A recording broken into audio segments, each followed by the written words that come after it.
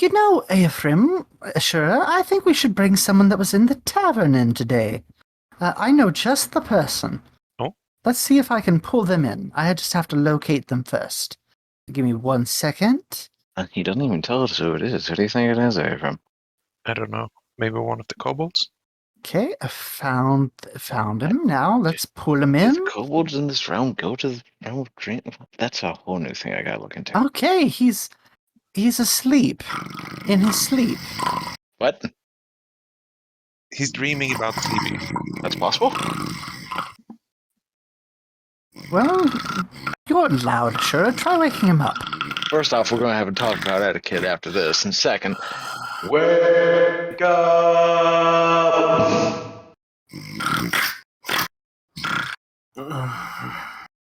Well, that didn't work. How about I go over there and push? Sure. Frog, piss off! Wake up! On the... Where? Oh shit, dragons! Oh, yeah, this guy. Wait, have I met you before? Yes, indeed. You were in the... I thought that was just a dream. The tavern, yeah, a bunch of people ended up singing drunk songs, yeah. You were there, and so were... Ashura? Yes, you remember me. Barely. I remember your face more than your name. I'm Ephraim. Yes, and I am Rue. Okay, Rue, Ephraim, Ashura, yeah? Sure. And I believe your name was Gravithrax? Yes, Gravithrax, Clef Andre. Dragonborn bard extraordinaire. Okay, still waking up. My sincerest apologies. Where the hell am I? You're in the realm of forgotten memories and dreams. Same room as the tavern. Huh, At least we think. interesting. Okay, well, here I am. Why am I here is the next question. I mean, I thought I was asleep. You were asleep. I wanted to ask you some questions, so I was pulling your consciousness through your sleep. But you happen to be asleep in your sleep. Apparently your consciousness was unconscious. Let's put it this way. It's been a long week today. I was tired. I bet. Venturing can always be tired. Yeah, that's true. Well, sure. I mean, I'm here. I guess I'm actually still sleeping, so getting some proper rest. What can I do you for? Whenever we give people a choice, do we? We should probably look into the etiquette of that. Some people have nightmares, some people have dreams. Either way, we just pull them in to give them a different kind of dream. Yeah. Speaking of choices, would you like some refreshments? Oh, sure. Yeah, what you got? We got tea. We got that weird juice that the kobolds make. Weird kobold juice does not sound right. I could go for some tea, sure. All right. You ever had Time-Entherin tea? No, I don't think so. I'll have to give you the recipe. It's a recipe from where I came from, my hometown. Used to make it all the time as a kid. It's pretty delicious. Oh. Little spicy, but I suppose a dragon can probably handle that. Yeah, it sounds nice. How about I give you some parchment and you write it down for us? Here. Sure thing, yeah. Let's see, smoked tea, cinnamon, fireberries, yeah. Oh, yeah. Here's Jeremy with our special brand, the Almost Forgotten Tea. Oh, lovely bouquet. Still processing the conscious being unconscious. I mean, is that weird? I thought everybody did that. Does that happen a lot with you? Relatively, yeah. I like sleeping, so I dream about sleeping, apparently. My kind of guy. Let's see. Oh, we wanted to ask you some questions, get to know you a little better, since we didn't necessarily get to know you all that well. So, I have a question for you. Fire away! What's the magical gemstone in your hand and in the back of your head there? Ooh, that's a short question with a long answer, mate. Let's see, where do I even start? I found in my adventuring this little red gemstone. You know, I'm not quite as greedy as a standard dragon. Pardon my offensive nature. No offense taken. We prefer being greedy. To each their own, I suppose. Let's say, some dragons aren't greedy, but Ephraim, you definitely are. Oh, thank you. I don't think I've ever met one that isn't. I don't think I've ever seen Ephraim's horde. Ephraim, show us your horde. Never. Ah, it almost worked. Anyway, so I found in a pile of treasure there was this little red gemstone. You know, typical. You might find a ruby or a red sapphire, something like that. I picked it up because I can't resist a good shiny, and this thing whispered to me in Draconic, which I've been away from home for the better part of a decade, and I haven't heard Draconic spoken by anything other than a dragon in that time. So this thing, like, whispered to me almost in the back of my head, and I could hear it. It almost was like a longing for something. So I think, okay, that's weird. I don't know if I want to play with that. I've seen a strange magical item mess somebody up every now and then.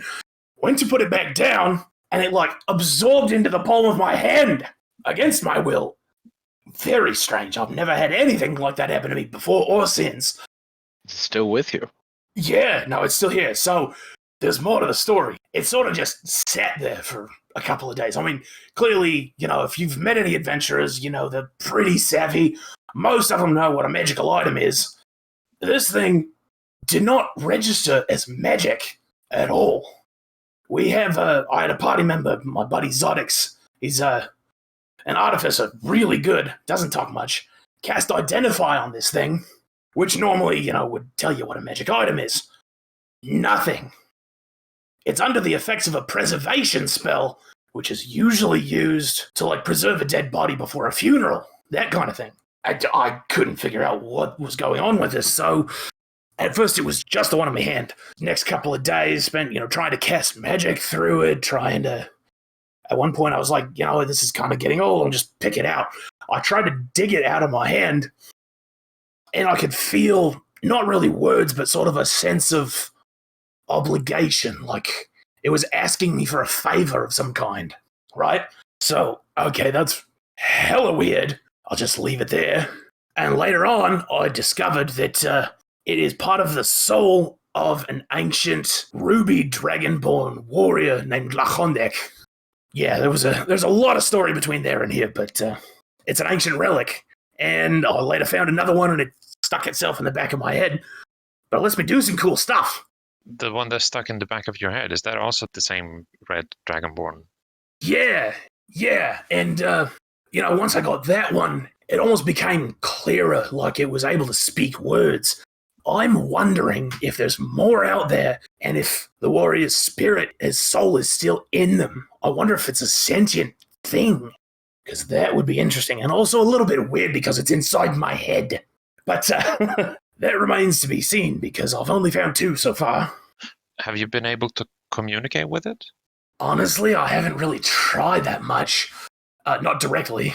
I was going to play around with that next time I get a chance to rest. But what this thing lets me do, it's one of those things where it's not who I am, but it feels really good to use.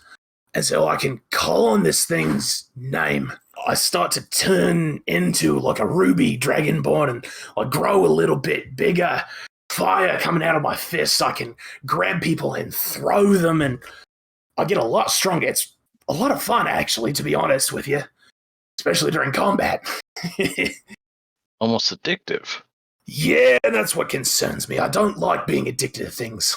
Well, I used to have a party member who made some amazing cinnamon rolls. You would not believe these things. Have you ever had cinnamon rolls in this pocket dimension? I don't believe so. Oh, mate, you're missing out. They're as addictive as you say. I'm not sure if I should get hooked on those. Well, yeah, that's the problem. I went through withdrawals for about a month after I stopped eating them. It was not fun. It was not a good time. So, have you done any other drugs except for these cinnamon rolls? No, thank you. I don't like performance-enhancing drugs in general. I don't think I need anything other than who I am naturally to have a good time, you know? I have a hard enough time keeping a grip on my own mind as it is. I don't need any help to lose myself.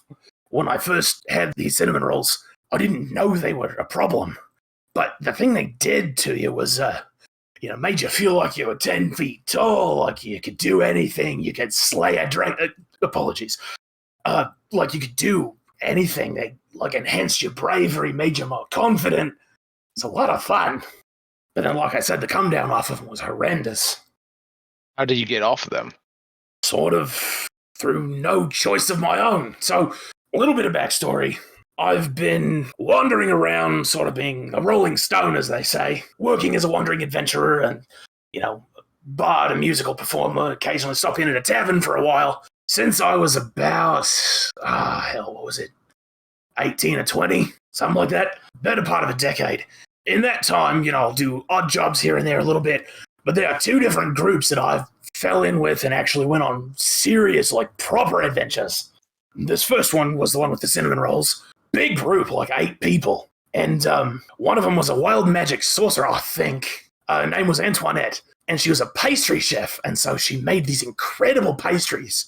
She had these, are you familiar with brownies? They're like a chocolate cake-based thing. Really delicious. They were hallucinogenic, and we fed a batch of like 40 of them to a frost giant. That was a good time. But I digress. What happened to the frost giant? Oh, he was sitting on the floor rocking back and forth for a couple of days. He basically forgot everything outside of his own room existed. So one of our party members, at the time I think it was Frog, was a little goblin, about as wide as he is tall, rogue, sneaky bastard, stole this giant's horn of dragon summoning. And so there was almost the size of me, and I'm not small.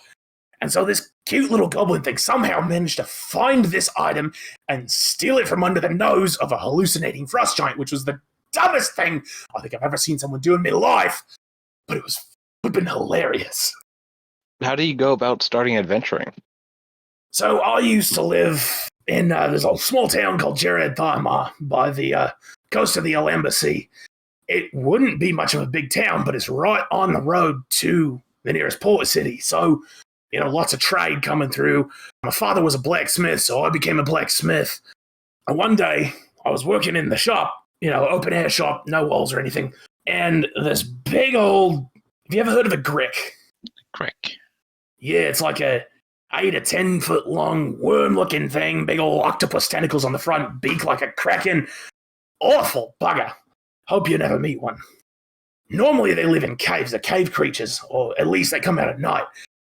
This one just wandered into the middle of town in the middle of the day for God's only know what reason, and just stuck. This thing was mad as a cut snake, mate. It was all over the place, trying to eat people, trying to just break down buildings. I had to do something. I was standing right there. I couldn't just watch. So, as I recall, honestly, I blacked out at some point. But what I was told afterwards was that I wrestled it to the ground, pinned it, got right up next to its face, and shot a blast of fire breath right down its gullet and killed it from the inside, just crispified it. I've never smelled anything that bad before or since. It smelled awful, like a burning dead body or something. So you remember the smell? Oh, hell yeah, I remember the smell. I've never smelled anything that bad, and I've got a fairly sensitive sniffer. But there was by far the worst thing I've ever put my nose in. Thank God you haven't forgotten that smell, or else we'd be having it around here. This was like 8 years ago. I was not stuck around that long. But anyway, so that happened. What else was I going to do, right? I just thought that was all I could do. Was I couldn't just stand there watching it happen, watching this thing destroy the town. So I took it out, and I was hailed as a local hero, for months, whatever. I started to realize, that wasn't that hard for me, honestly. It was dangerous, and I was worried for my own safety, but it wasn't that difficult, and I realized how much more of that is out there. How many people, day in and day out, are at the hands of some awful monster, and, their lives are being threatened by things outside of their control. How much good could I do if I was an adventurer? Anybody can be a blacksmith, really, but not everybody's cut out for this kind of, slaying monsters, saving towns, that kind of thing. That's a whole profession. We call it adventuring. And I thought, for the first time, maybe this is what I'm meant to do. Because I wasn't born into a, highborn family. I don't have a name or a title to my name. It's not like anybody's really going to be disappointed if I go off and become an adventurer. So I did. And what about meeting a party? Is that how you met the party? Right. So, after that, I was, wandering around doing odd jobs. Turns out it's actually kind of hard to make a living as an adventurer. But after a while, I was familiar with the town of Fendelin. I don't know if it exists here, but it's a small mining town. And, I drifted through, posted up at the tavern for a couple of days, play music in the bar in the evenings, do odd jobs just to keep food in my stomach. At one point, there was a poster on the town bulletin board looking for a group of adventurers because the mayor, as it turns out, had heard there were rumors of a dragon nearby, threatening the town. I thought somebody might have seen me, so I was going to go, clear my name, all that kind of thing. Because I get mistaken for a dragon more often than I'd care to admit. I got to the town hall, and there's 7 or 8 other people there. Turns out the mayor had barricaded himself inside the town hall, wasn't letting anybody in or out because he's a coward, but wanted to hire us to go find a local witch in the woods or something and have a couple of health potions made and bring them back so that even if the dragon attacked the town, he wouldn't die. Like I said, bit of a coward. But that's neither here nor there. And so the 8 of us that were there went and did this, got the reward money, and that became my first adventuring party. It's not a bad way to find an adventuring party. I've heard of worse. Yep. I got more or less told to go with the first party I ever adventured with. Oh, really? How'd that happen? Well, I was working for a noble, and the noble was like, hey, you need to go and help these foolish adventurers find this place. And then I adventured with them for about 2 months. Huh. Most of them died. That's sad. Because of you? No, not because of me, because they were fools. That's literally the reason I was sent to go with them, because they were not very smart. Strong, but not smart. Fair enough. So you couldn't save them? Nope. I didn't have any magics that could bring them back from the dead, and most of the things we fought went for the kill. Ooh, yeah, that sounds about right. Anyway, I had a question related to you and your party. How many big monsters, like big threats, would you say you faced? And what would you say would be the biggest threat? Boy, there's been a few. There was Cryovane. It was the white dragon that was threatening Fandolin. We took him out pretty handily.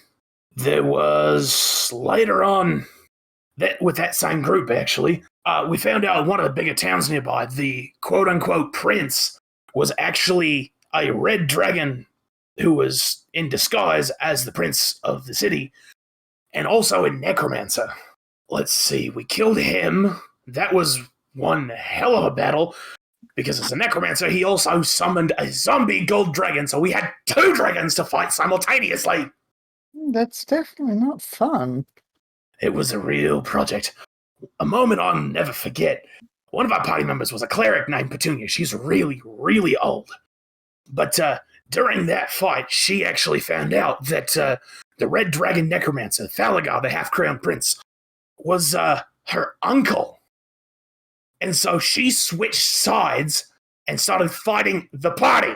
It was a real mess, but she ended up riding the zombie gold dragon and blasted me in the face with just a whole bunch of fire, which I actually took to the face like a champ. Didn't cause me but a scratch.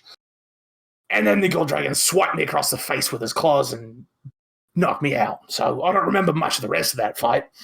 But that's probably the biggest thing I've fought if you combine the 2 of those. Otherwise, it might be more recently. This was just like a week ago. Different group. Long story. We banished the demon queen of chaos and carnage to the 9 hells. You met my ex. I'm sorry, your ex-wife? Well, yeah, probably not really my ex-wife, but probably similar vein. Really? My ex-wife was quite the cruel and unusual person. She loved to make everybody miserable that she could. Shit, glad you got out of that mess. Was she also 20 feet tall and a demon? No, she was a plant creature like me, though she was taller. I was actually going to ask about that. What exactly are you? Because I've never seen... I am a Cephalotus Fey. It's the equivalent of what happens when you plant a Cephalotus plant's seed in a tentacle monster's tentacle in the Feywild. Kinky. Yeah.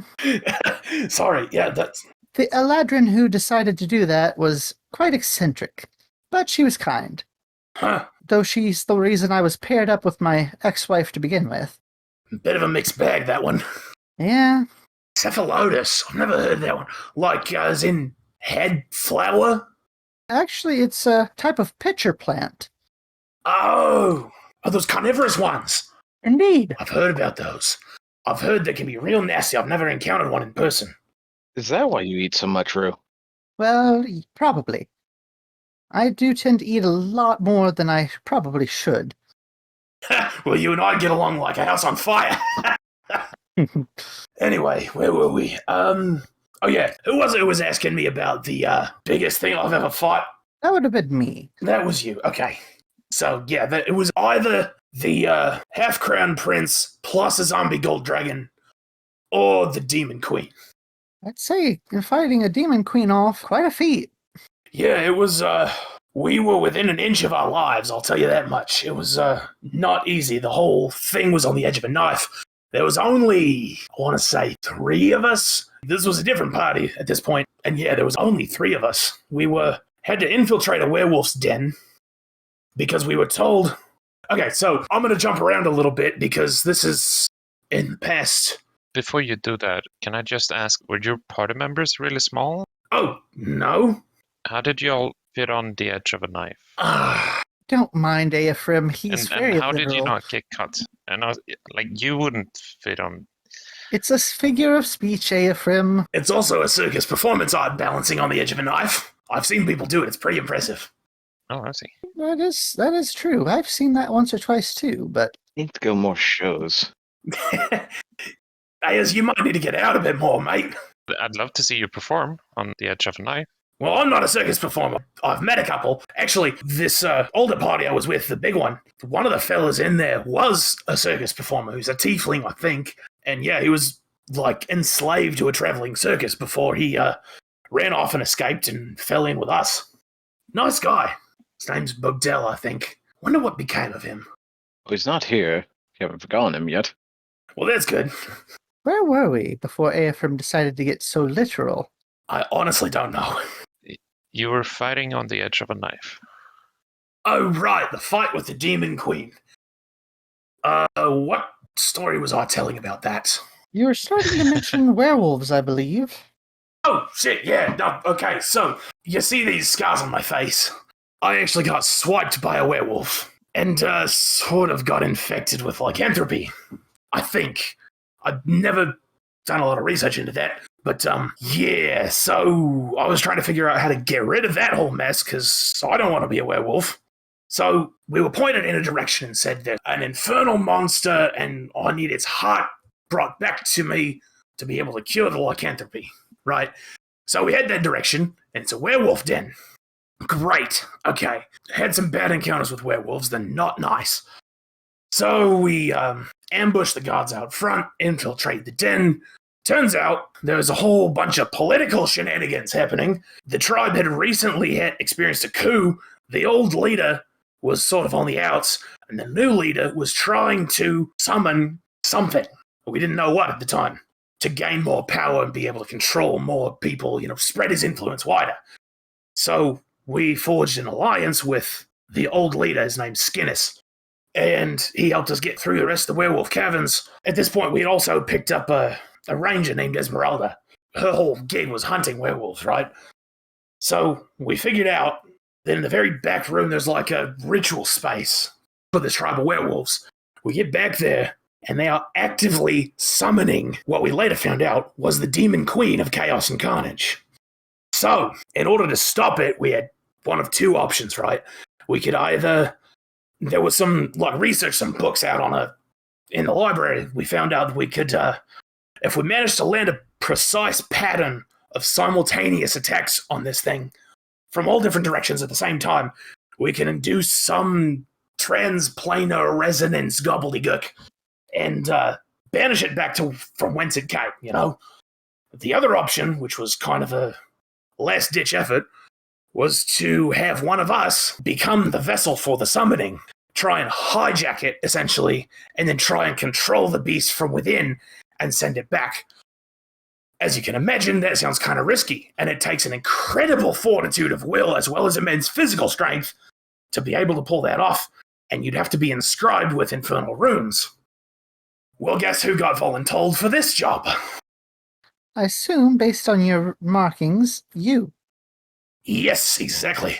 Thankfully, I never did actually have to use them, because we did manage to land the series of strikes and induce a transplanar resonance and banish this thing. But I'll tell you what, mate, in that battle, if I ever got close to the Demon Queen, I could feel like all these markings in my skin were starting to like heat up and burn, and that's why they're still there. We just, cut them, scratched them in with a knife. It wasn't that painful. But once we were in there, they like seared themselves into my skin and scarred over, and I'm stuck like this now. It's one of those things where, the stories that are told by somebody's scars, but every single one has one. So that's why we were in a werewolf den. And, yeah. What was the question?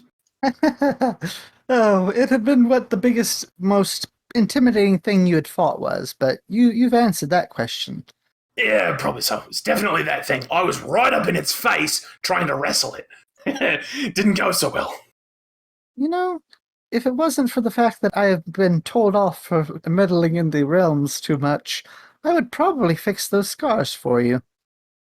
They're honestly starting to grow on me. I don't know why, aside from the fact that they've literally grown on me. But, like I said, every scar tells a story, and for me, it's willingness to sacrifice myself. So I'm not ashamed of that, even if it looks scary to people. I'm used to that. I look like a freaking dragon. People are scared. That's just the way it is. Do the scars help you fall asleep? No, in fact, they sometimes itch something fierce. Makes it harder to fall asleep.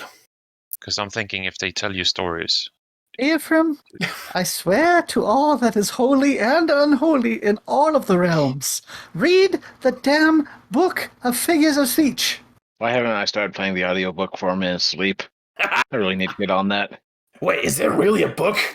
Yes, there are books on figures of speech. Can I get a copy? I've always just made up my own. Can I get a copy? This is amazing. Well, I think I have a copy. I don't know if it'll go back with you or not, but you could always try. We can show you the library later. You can have my copy. Ah, sweet. Ephraim, I am going to sit you down and read that book to you if you don't start reading it yourself. Yes, I think we might need to have some story time. I mean, is this not?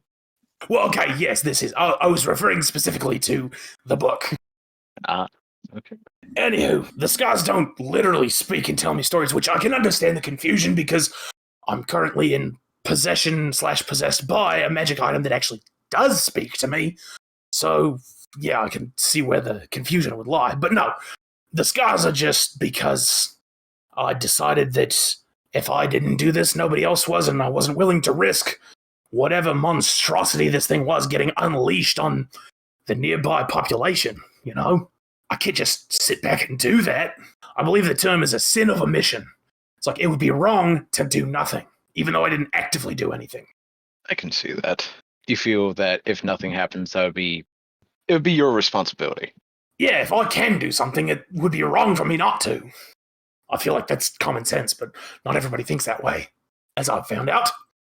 Some adventurers happen to be troubled by the sin of sloth. In other words, not wanting to do what you need to do when you need to do it. And it's good that you're not. I try to be, try to put the best amount of good back into the world as I can. The world is not always kind. It's not pretty. It's mean. So, if I can bring a little bit of spot of light into somebody's life, why wouldn't I? There's enough darkness in the world already. I don't need to be another part of that. Anyway, I digress. What would you say is your strongest moment in adventuring? Strongest? As in, physically? Strongest or your best moment? Yeah, right, like a shining moment. Honestly, okay, time for another story. So my second adventuring group, that not mine, but the one I was in, much smaller. It's me. There's an artificer named Zodix, human, doesn't talk much, but amazing with mechanical things. And there's a warlock named Adelard. He's an elf. He's got some kind of, I think, a physical deformity. I'm not sure. Haven't asked him. And at the time, we were working with a fella named Finlayer McKinney, who's like a forest guardian. I think a Firbolg is the term in mythology. So the town we were basing out of, the blacksmith had just received news that his brother had passed away. He was from a town the other side of the mountain. There was a dwarven mining outpost called Echo Ridge. And so we went to accompany him to the funeral because we were sort of on our way anyway. Get there, we participate in the funeral, which was a little awkward because dwarves are not overly fond of outsiders. But halfway through the funeral, and this is why anyone would do that, it's just so brutish and rude. An army of orcs attacked the town in a low moment in the middle of a funeral. This was really awful. I was incensed. But the four of us, our little adventuring party, kind of looked at each other and was just like, okay, we know what we got to do. We got to defend the town or die trying. This is not okay. So we did. We fought off an army of orcs. We got some help from the townsfolk, the few that were left. They had been attacked pretty recently, and there was only like 50 left out of a town of a couple hundred, is what I was told. So there were a few people left who could fight, but, we manned every ballista on the walls we could. We, magic was flying. We were doing one-on-one combat with the orcs brought a hill giant, which was just insult to injury. Dispatched him, dealt with most of the orcs, dealt with the leader of the orcs, and I'd say it was a dark time, but that was probably our finest moment, because it wasn't something we were getting paid for. It wasn't some, pre-existing mission that we had. It was just, we knew what was right, and we knew what we had to do, and we banded together and did it. What about your weakest moment? Was it the cinnamon rolls? No, that's up there. Well, okay, okay, so there is a story about the cinnamon rolls, mate. So that party, let me just run down who was in this group real fast, just for my own sake, my own memory. We had Antoinette, who was the baker of the famed cinnamon rolls, as well as many other delicious confections. We had Frug, who was a little goblin rogue who was as white as he was tall. It was flipping hilarious. Really good at what he did, though. Who was it? We had Petunia, who was the cleric, Petunia Marlborough. She was the really old cleric. She was, I think, at the time, 96, 97. That's not really that old. For a human, okay? Humans only live to 80, usually.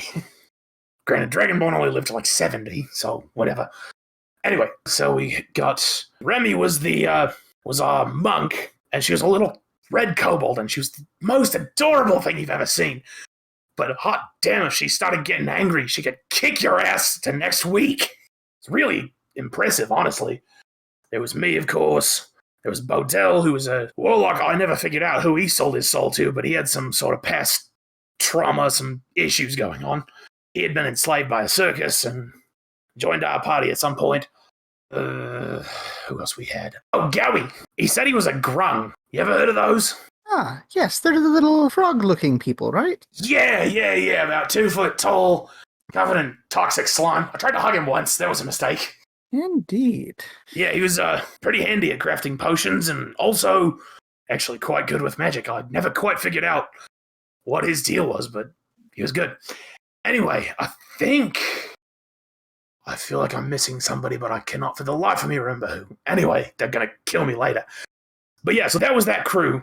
And the cinnamon rolls. Okay, so this was when I found out exactly how addictive they were.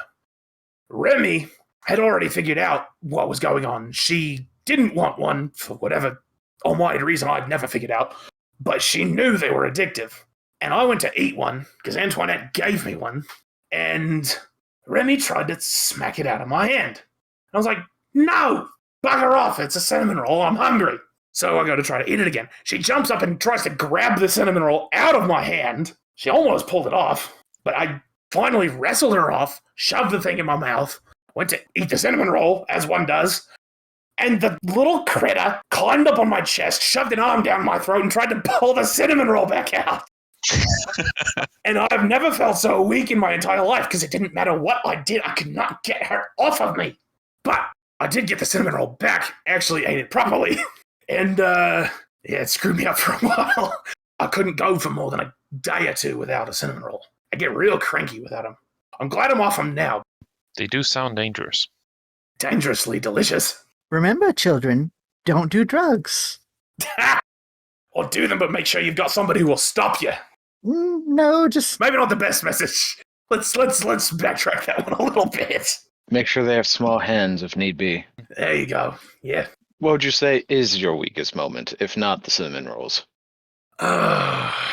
Well, I guess if you promise not to tell anybody else, there is a bit of personal information, and I'm not proud of it.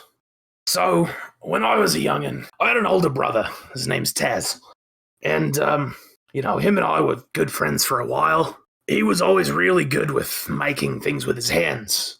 He was very mechanically inclined, actually a lot like Zodix, who's one of my current party members.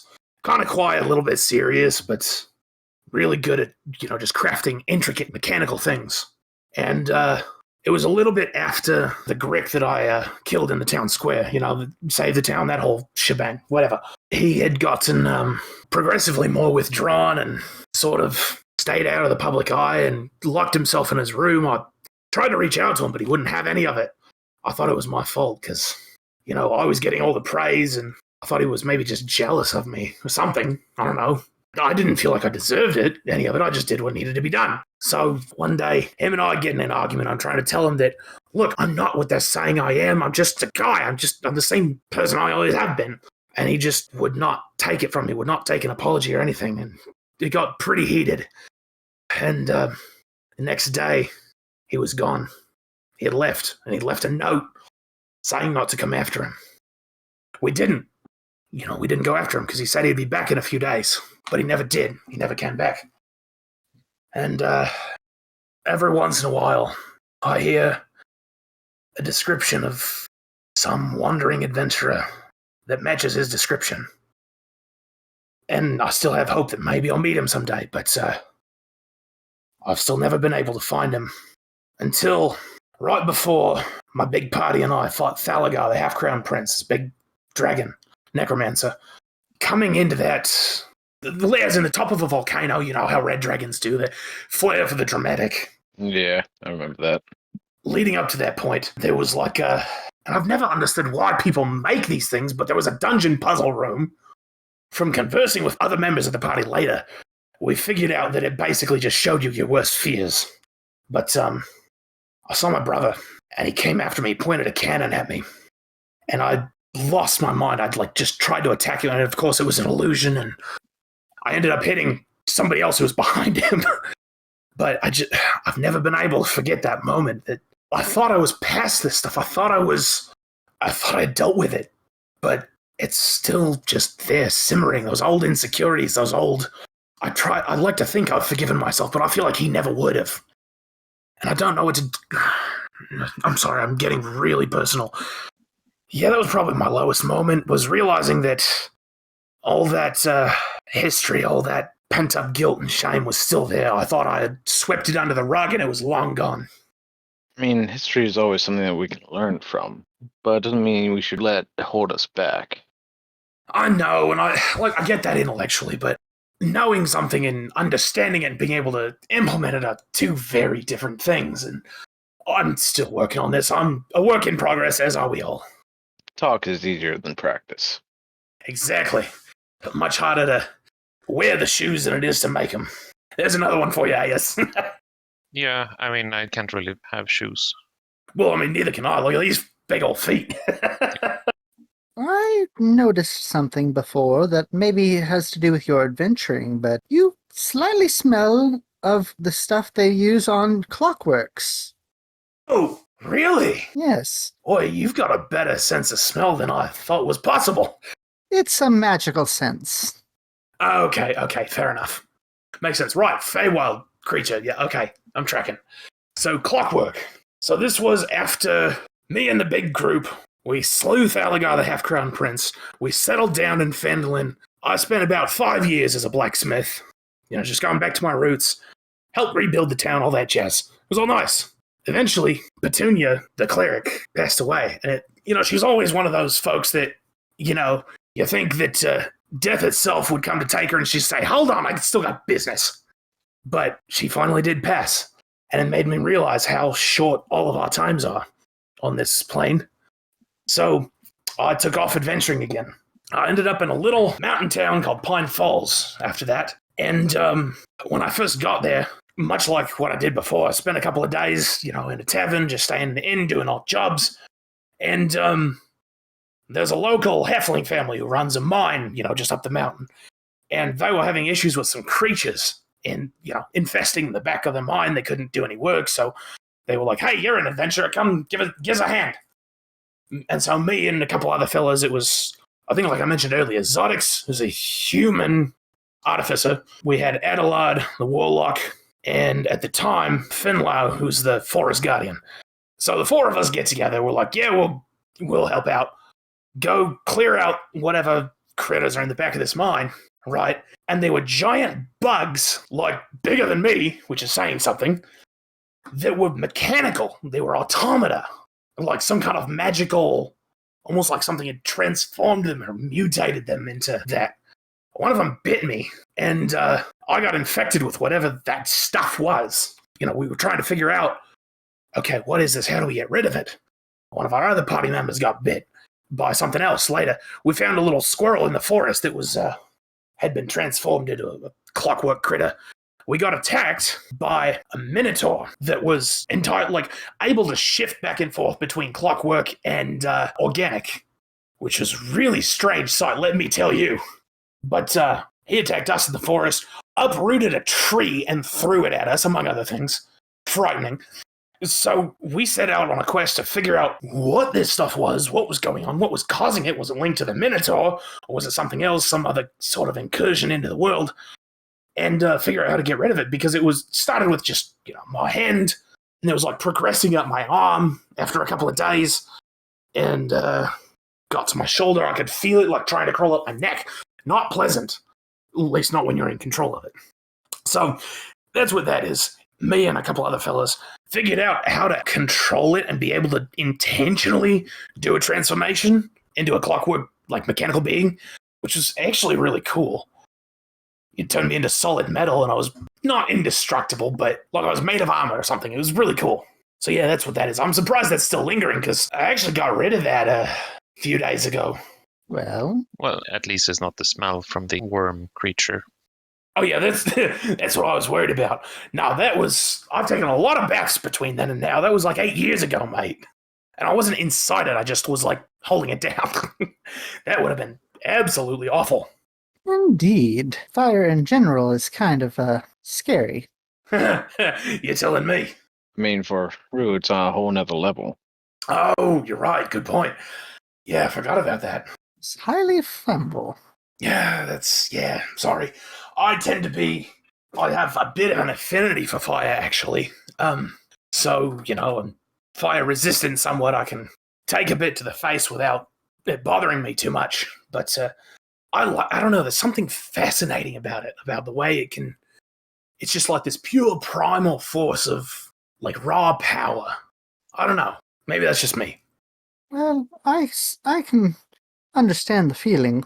Fire, while scary, is one of the primal elements of nature, so it is quite awe-inspiring. Yeah, it's true. It is kind of fun to set stuff on fire. Only stuff that's not going to cause major damage if it burns down. I don't want to hurt anybody or destroy somebody's property. I'm not that mean and evil. Not yet, anyway. What, do you have plans? Not for you. Not for you. No, I'm just saying that people are always changing. And sometimes you live to see yourself become the villain. You'd rather want the option to burn down a village than to not have it. Ephraim? Yeah, I hope I never have to use that option, though. Ephraim, you realize that most people would never take that option, right? Well, but you'd rather want the option. No, actually, I don't. It's not about what you do, it's about what you can do. Okay, yeah. I understand. I don't agree, but I understand. And also, if I do ever become, like, straight up evil, I want one of you to cross dimensions, find a weapon of some kind, and use it on me. And if you ever do, don't burn down an orphanage because you'll never hear the end of it. I wouldn't. Do you speak from experience, mate? We've interviewed someone before who may or may not have burnt down an orphanage. Oh, okay. So this is a thing that you do on the regular. Yes, we ask lots of people questions about their lives. We don't want Interesting. people getting forgotten if we can help it. You know, that's a noble cause. I actually really appreciate that somebody's out there doing that. I have one last question. Yeah. How many chickens would it take to kill an elephant? How many chickens? Now that's an evil question. Now, hang on. Because I'm actually thinking about this now. It wouldn't be impossible. It would just take a lot. Because if you drop one chicken on an elephant, that's not going to do anything. If you drop, maybe 1 million chickens all in one big flapping, squawking mass, drop that on top of an elephant and crush it to death, right? Somewhere in the middle, there's a line from won't do anything to kills the elephant. I don't know where that line is, but I would hazard a guess, probably maybe 1,000, 2,000 maybe. But if we're talking about using the chickens effectively, then taking just one and stuffing it down its throat would be enough. Oh, shit. That's a good point, actually. In this situation, you're trying to get the chickens to do the killing. So not using chickens as a weapon, but actually... Yes.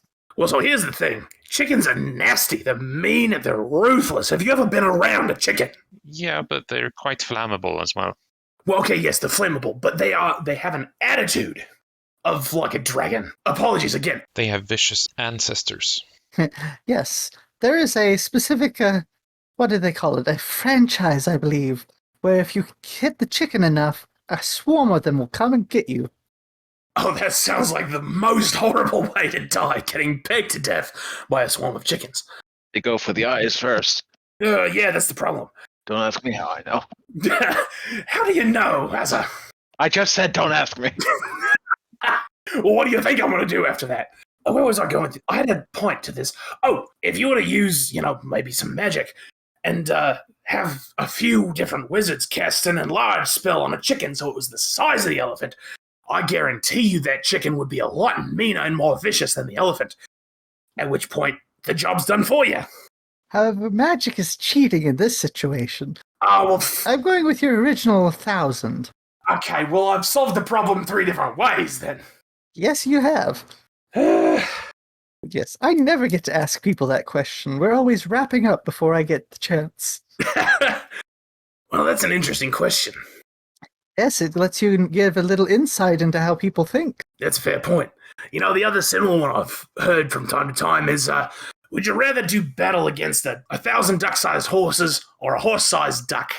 Which one would be worse, you think? I honestly think the horse-sized... Horse-sized duck. Yes, Here's the thing. Many biting mouths. true. I don't know, they would just be nibbling. Either way, the ducks are flammable. Yeah, it's a good point. They are very fluffy. Most fluffy things are flammable, unfortunately. Well, you say unfortunately. Well, yes, because I have moral standards, unlike some of us here. They get in the way. Noted. I'd be surprised if Ephraim didn't know what a moral was. Moral, is that a food? One last question. Shoot, hit me. Have you heard Swear to God, bro. of a thing called shaken milk? Mother. Or milkshakes? Milkshakes. Or shaken milk. What is it exactly? Describe it to me. It's like a metaphor. It's a frozen dairy confection mixed with non-frozen dairy and flavoring, such as berries or fruit. Oh, yeah. No, they go under a different name. We always call them blenders. But, yeah, no, I know exactly what you're talking about. They're flippin' delicious. I used to make them as a kid all the time. Why do you ask? Because we don't have them here, and they didn't have them in the realm I originally came from.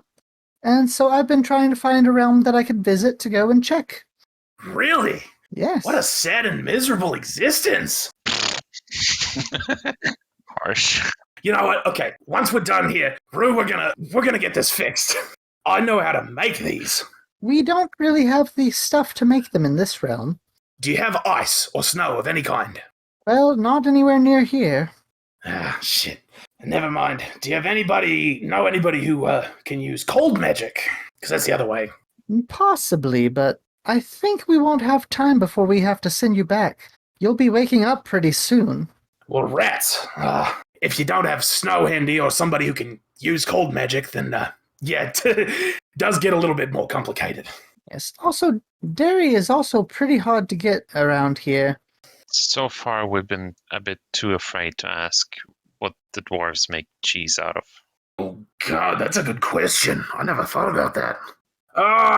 Thinking back to all the times I've eaten dwarven cheese. Well, I have it on good authority that they go out of their way to get things such as mountain goats. Oh, I guess that tracks. Yeah, mountain dwellers, mountain go. Okay. Still. Not all of them, of course, since some dwarves don't actually live in mountains and such, but the mountain-dwelling ones, at least. Remind me to stay away from dwarven cheese, then. Which is a real shame, because it's so tasty. I believe we're running out of time before you need to wake up, so... So the question is, do we need to knock his conscience out again? If so, do I need to get the pan? You can certainly try. I dare you to try, Azza. We'll send you off your way. Well, I appreciate it. Fellas, it's been an absolute pleasure. Thank you for not eating me, not burning me to a crisp, and giving me some tea and an excuse to flap my jaw a little bit. Of course. And until next time, have a good awakening.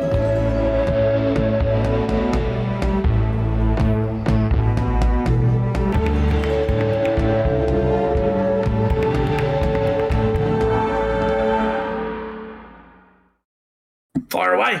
What would you say is you... Sorry, go ahead. No, I was going to make a stupid joke, but it's Go not ahead. funny. Go ahead. No, it's not funny anymore. Make it! Come on, Oh, make it. I completely missed the timing. It's not going to be You funny. son of a